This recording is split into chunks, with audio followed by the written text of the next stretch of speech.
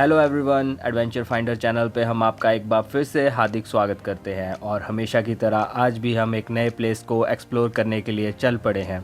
तो आज हम आपको लेके चले हैं हमारे देश के सबसे पहले गांव की तरफ, जिसका नाम है माना विलेज। माना गांव से जुड़ी आपको कई कहानियां सुनने को मिलती हैं। इस गांव का नाम मणिभद्र आश्रम से लिया है।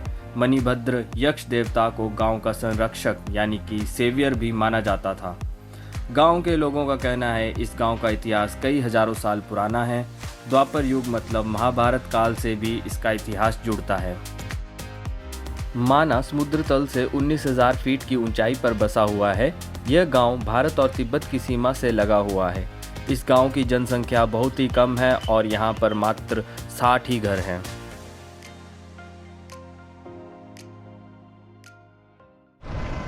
दोस्तों, तो जैसे कि आप देख ही सकते हो कि हम माना विलेज पहुंच चुके हैं और यहाँ पे सारा पार्किंग एरिया है माना विलेज का। ये बद्रीनाथ से सिर्फ 3 किलोमीटर ही आगे है। तो आप शेयरिंग टैक्सी से भी आ सकते हो, यहाँ पे खुद की गाड़ी से भी आ सकते हो और पैदल भी आ सकते हो, क्योंकि बिल्कुल सीधा रास्ता है बद्रीनाथ से यहाँ पे प्लेन। तो कोई दिक्कत वाली बात नहीं है ऐसी। विदिन 15 मिनट्स आप पैदल भी बद्रीनाथ से यहाँ पहुँच जाओगे। दोस्तों, सुबह सुबह हम चल पड़े हैं माना विलेज में। अब हम मार्केट एरिया के अंदर क्रॉस करने वाले हैं और सबसे पहले हम गणेश गुफा की तरफ जाएंगे, पर उससे पहले हम पेट पूजा करेंगे। यहाँ पे देखते हैं क्या खाने को मिलता है हमें।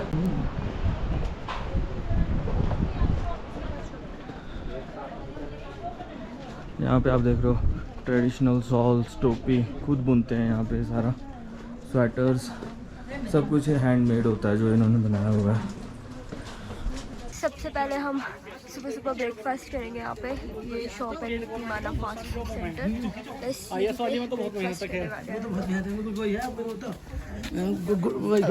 विवेक ब्रो तो पहले ही अंदर जाके बैठ के हुए खाने के इंतजार में। फ्रेंड्स, हमारा परांठा आ गया है, साथ में तीखी चटनी, अचार और चाय। और देखो सारू को इतनी भूख लगी है, खाने भी लग गई है एकदम से। तो फ्रेंड्स, ब्रेकफास्ट तो हमारा हो गया और काफ़ी रिजनेबल प्राइस था। यहाँ पे 50 रुपये का परांठा था एक और 20 रुपये की चाय। तो मेरे को तो ठीक ही लगा, क्योंकि जब मैं नीचे था तुंगनाथ के पास तो वहाँ हमें 80 रुपये का परांठा मिल रहा था। तो अब तो हम बहुत ऊपर आ गए हैं वहाँ से। तो यहाँ पे हमें 50 का एक मिला। अब मैं आपको मार्केट दिखा रहा हूँ, तो आप देख ही सकते हो ये सारा हैंडमेड है। और वैसे भी लोकल्स को रोज़गार भी मिल जाता है इससे। तो जब भी आएँ तो ख़रीदें ज़रूर। रीज़नेबल प्राइस होता है इनका भी। 200, 300 रुपये में मिल जाते हैं। ये देखो कितने बढ़िया सॉल बनाया उन्होंने मेरे पीछे। ऊपर की तरफ को जाएगी और बाकी केशव प्रयाग ये सब इस वाली डायरेक्शन में आएंगे। तो सबसे पहले जैसे कि हमें पता है, मतलब हमारे हिंदू धर्म की मान्यता के अनुसार हम सबसे पहले गणेश जी के आशीर्वाद लेते हैं, गणेश जी का दर्शन करते हैं। तो हम सबसे पहले गणेश गुफा की ओर जाएंगे।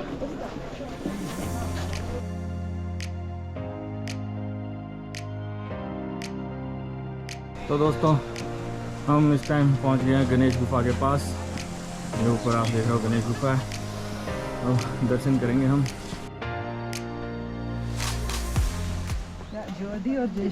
यहाँ ऊपर यही वो गुफा है जहाँ गणेश जी ने जो वो पुराण लिखे हुए थे। तो हम अभी यहीं पे गुफा के दर्शन करेंगे।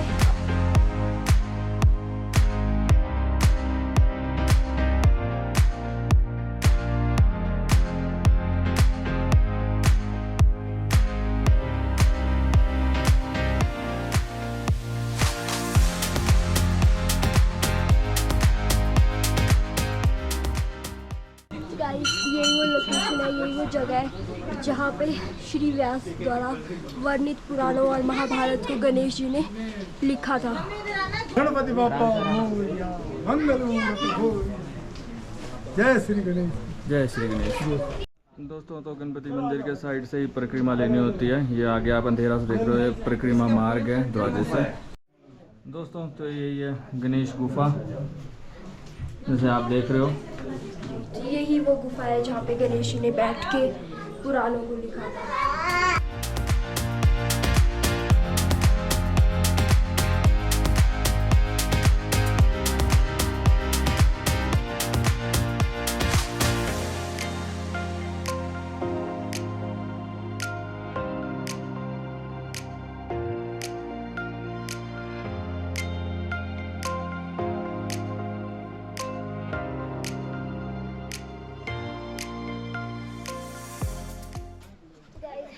गणेश गुफा के दर्शन कर लिए। अब हम लोग जा रहे हैं व्यास गुफा की तरफ।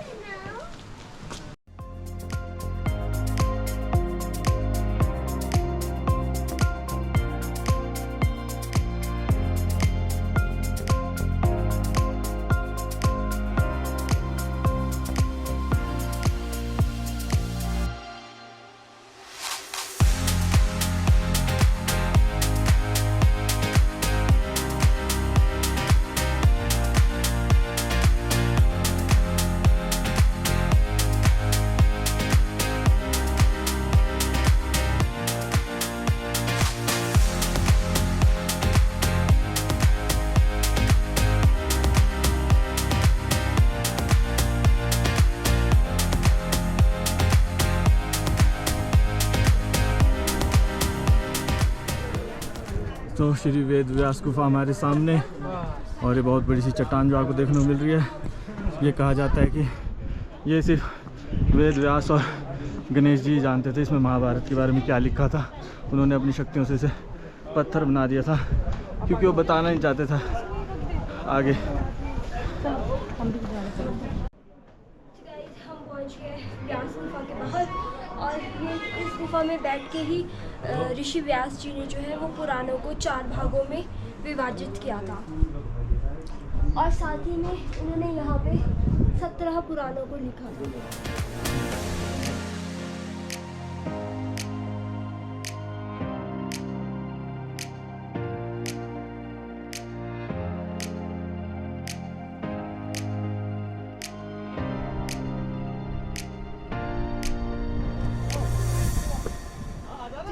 यही सामने है हमारे वो चट्टान। देखिए, अगर आप इसे ध्यान से देखेंगे तो इसको देख के लगता है कि किताब के बहुत सारे पन्नों को एक जगह पे रखा हुआ है। इसकी शेप ही बताती है, एकदम किताब के पन्नों जैसी शेप है इसकी।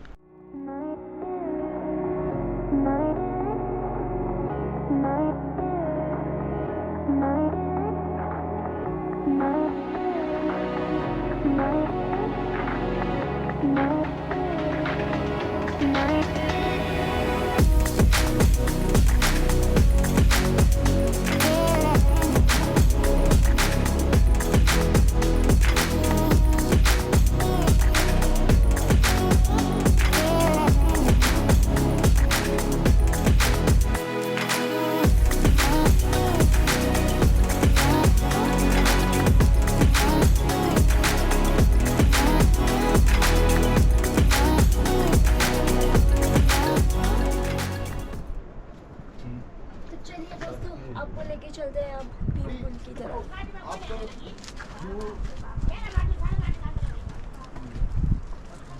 तो दोस्तों, यहाँ आप देख सकते हो ओल्ड कंस्ट्रक्शंस।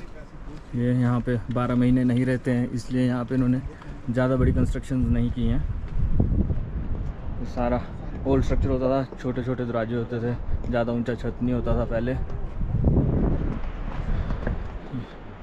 इस टाइम हम माना विलेज की गलियों में घूम रहे हैं, और जहाँ हम भीमपुल की तरफ रहे हैं, जैसा कि सारू ने बताया ही आपको। और यहाँ पे देखें ना, हर एक घर की दीवार में बहुत ही सुंदर सुंदर आकृतियाँ बनाई हुई हैं, बहुत ही सुंदर सुंदर।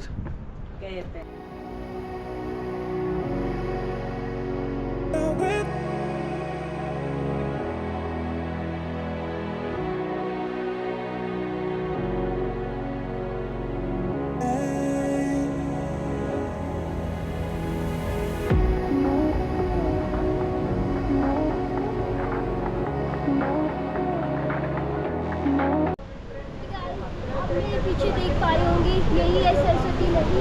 कहा जाता है कि ये जो सामने 2 पत्थर है, उन्हीं के बीच से सरस्वती नदी जो है उनका उद्गम होता है, और कोई उद्गम स्थान नहीं है। और यहाँ के बाद सरस्वती नदी जो है वो विलुप्त हो जाती है, यहाँ से आगे हमें देखने को नहीं मिलती। और आपको सामने दिख रहे होंगे 2 बड़ी बड़ी चट्टानें हैं जो आपस में जुड़ी हुई है। कहा जाता है जब पांडव स्वर्ग की ओर जा रहे थे इस रास्ते से, तो उस टाइम पे सरस्वती नदी के ऊपर भीम ने 2 बड़े बड़े पत्थरों का पुल बनाया था, यानी कि ये 2 पत्थर रख दिए थे और इनका पुल बना था, जिनके ऊपर से क्रॉस करके पांडव जो है वो स्वर्ग के रास्ते में गए थे।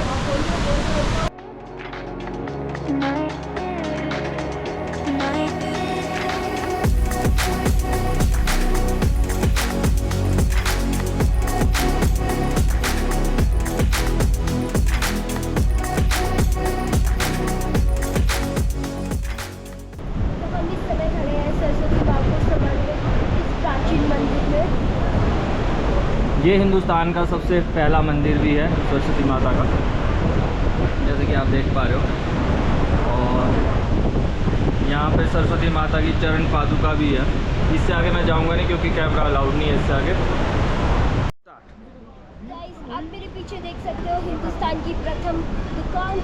ये कभी हिंदुस्तान की आखिरी दुकान हुआ करती थी, लेकिन जैसे कि माना गांव का जो नाम है वो हिंदुस्तान के आखिरी गांव से चेंज करके हिंदुस्तान का प्रथम गांव रखा गया है। तो अब ये दुकान हो गई है हिंदुस्तान की प्रथम दुकान। और सारू, ये रास्ता कहाँ को जा रहा है इस टाइम? गाइस अब हम जा रहे हैं स्वर्गारोहण मार्ग पे। कहा जाता है इसी मार्ग से जो है पांडव स्वर्ग की ओर गए थे, तो हम भी जा रहे हैं इसी मार्ग पे और आपको स्वर्ग के मार्ग की दर्शन कराते हैं। ये 5 किलोमीटर का ट्रैक है। और वसुधारा जो वाटरफॉल है उसी के लिए भी ये सेम मार्ग जा रहा है, तो हम वसुधारा वाटरफॉल की तरफ जा रहे हैं। तो दोस्तों, स्वर्ग का रास्ता कुछ ऐसा देखने को मिल रहा है इस टाइम हमें। और सामने के पहाड़ों को देख के तो प्रतीत हो रहा है कि बस वही स्वर्ग है।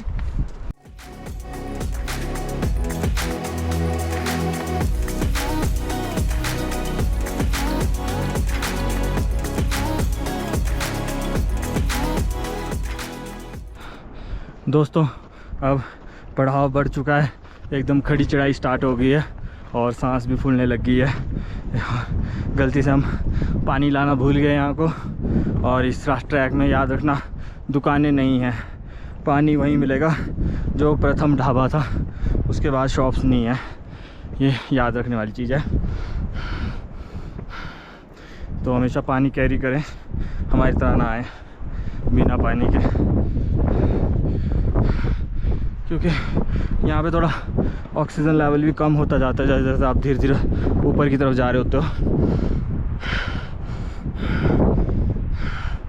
और आप मेरी सांसों से देख ही रहे होंगे कि मैं कंटिन्यू नहीं बोल पा रहा हूँ, क्योंकि पानी की डिमांड हो रही है शरीर से और मैं वो लाया नहीं हूँ।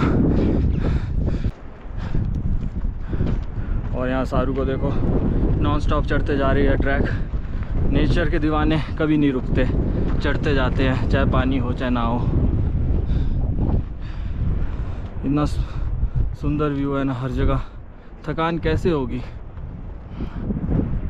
हमेशा एंथुसियास्टिक रहेगा बंदा कि नहीं मुझे और देखना है, मुझे और देखना है।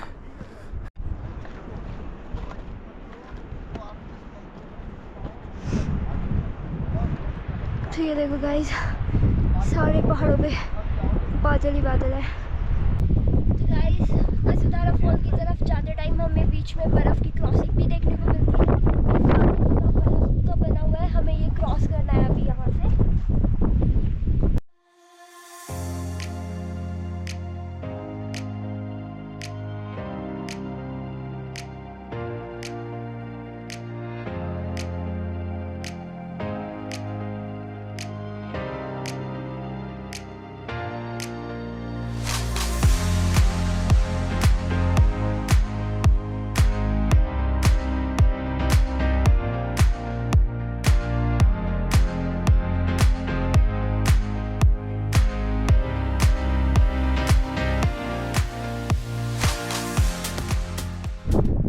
दोस्तों, तो वाटरफॉल की पहली झलक देखते ही एकदम से शरीर एनर्जेटिक हो गया है, पूरी तरह से एनर्जी वापस आ गई है। बॉडी ने अपने आप को रिस्टोर कर लिया है, क्योंकि और जल्दी में आ गए हैं कि अब तो देखना है फटाफट। तेज़ी बढ़ गई है और दूर से इतना सुंदर नज़र आ रही है। और धीरे धीरे हम इसके पास जाते हुए और हमारी एक्साइटमेंट बढ़ती जा रही है। इतने सुंदर व्यू में है ये, क्या क्या कहने। दोस्तों, तो आखिरी पड़ाव हमारा चल पड़ा है। ये पूरा अब खड़ी चढ़ाई है जो अब हम चढ़ने जा रहे हैं, पर इंजॉय बड़ा आ रहा है। फिर भी खड़ी चढ़ाई चढ़ते हुए भी ठीक इंजॉय लेते हुए चले हम। और क्योंकि ट्रैक अमेजिंग है, वर्ड्स नहीं मिल रहे मेरे को इसको डिस्क्राइब करने के लिए, इतना खूबसूरत ट्रैक है। बस यहाँ पे अब ठंड बढ़ने लगी है, बहुत ही तेज़ हवा चल रही है ठंडी, इसलिए ठंड बढ़ने लगी है। और सारू यहाँ पे हाफ बाजू टी शर्ट पे आ गई है, तो मेरे को लग रहा है इसको कहीं जुकाम ना हो जाए, तो हम थोड़ा जल्दी आ जाएंगे नीचे ऊपर से।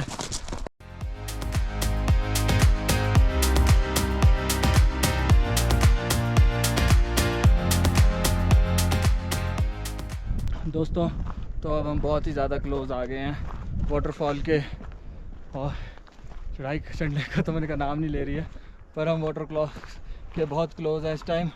और साइड का व्यू आप देख सकते हो मेरे, कितना सुंदर है। इससे पता चलता है कि स्वर्ग के रास्ते आसान नहीं होते, स्वर्ग के रास्ते डिफ़िकल्ट होते हैं। पर क्योंकि हम पूरा स्वर्ग तो नहीं जा रहे, इसलिए हम मॉडरेट पे चले हुए हैं, मॉडरेट ट्रैक पे। इस वसुधारा वाटरफॉल की खासियत ये है कि जो साफ दिल नेक दिल इंसान होते हैं, इसका पानी सिर्फ उन्हीं के ऊपर गिरता है। अदरवाइज़ आप इसके बिल्कुल नीचे खड़े हो जाओ तब भी इसका पानी आपके ऊपर नहीं गिरेगा। तो यहाँ पे देखोगे अगर आप, तो हवा के फ्लो से इसका पानी उल्टा भी बह रहा है बीच बीच में।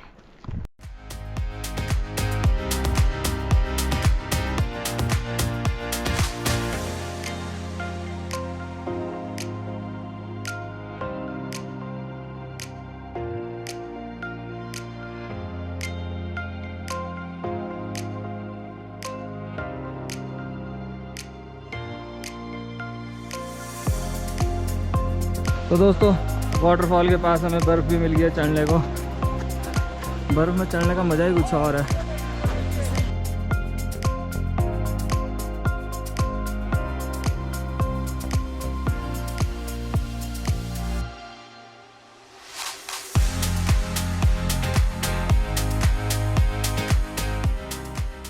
पता ही है बर्फ़ में चढ़ने में मेरे को कोई ख़ास दिक्कत होती नहीं है, मैं आसानी से चल लेता हूँ। वाटरफॉल के छिट्टे हैं, बारिश नहीं हो रही तो लोग बोलते हैं इसके छिट्टे नहीं पड़ते, हम पे एंट्री में पड़ने लग गए हैं। हाँ, शुरुआत में छिट्टे गिर रहे हैं ऊपर।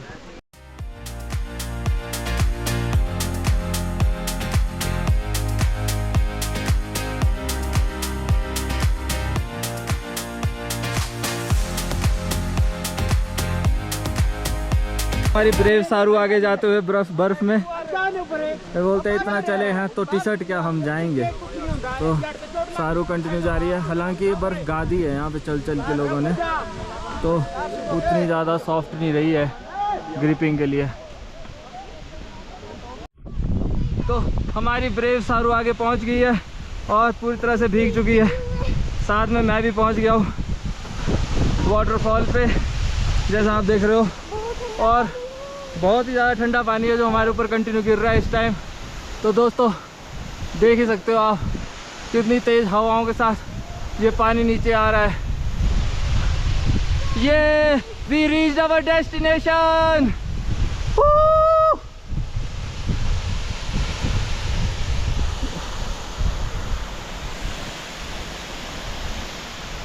We reached our destination. ये तो दोस्तों इसको उतरना बहुत बड़ा टास्क है, ऐसा नहीं है चढ़ना उतना टफ नहीं होता जितना इसको उतरना टफ होता है बर्फ़ वाले पैचेस को। दोस्तों जैसे कि आप देख ही सकते हो, मैं और हमारी डेयरिंग सारू यहाँ से उतर गया धीरे धीरे वाटरफॉल के पास से। बहुत ही खूबसूरत वाटरफॉल था ये, बहुत मज़ा आया इसे देख के, दिल को सुकून मिल गया है। और एक नई जगह हमने एक्सप्लोर कर ली है, एक और नई जगह हमने एक्सप्लोर कर ली है। तो दोस्तों ऐसी ही नई नई जगहें एक्सप्लोर करने के लिए हमारे साथ बने रहें और हमारा चैनल सब्सक्राइब करें, लाइक शेयर भी ज़रूर करना। और तब तक के लिए bye bye, thanks for watching.